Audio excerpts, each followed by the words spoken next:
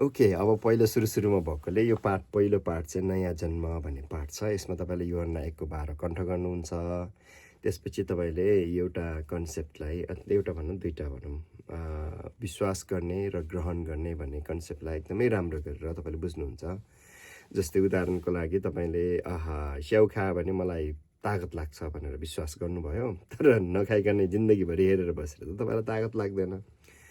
अनि त्यसरी नै तपाईँले प्रभु येशूलाई चिनेर उहाँमा विश्वास आयो, तर म पछि ग्रहण गरौँला, पछि आफ्नो बनाउँला भनेर बस्यो भने त्यसले तपाईँलाई बेनिफिट हुन्न, फाइदा हुन्न है। त्यस कारण यो विश्वास र ग्रहणको कन्सेप्ट बुझाउनलाई तपाईँले यो पाठ अध्ययन गर्नुहुनेछ।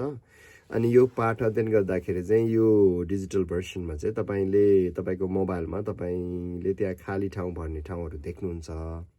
त्यसपछि त्यसको सही उत्तरहरू चाहिँ कि तलतिर कि साइडतिर हुन्छ। त्यसले तपाईँले त्यो औँलाले यसो तान्दै त्यो दुलोमा हाल्ने, त्यसको उत्तर त्यही चेक गर्ने, तपाईँले पढेको तपाईँले बुझेको छ कि छैन चेक गर्दै गर्दै गर्दै अध्ययन गर्नुहोला। तपाईँको पढाइ रमाइलो रहोस्।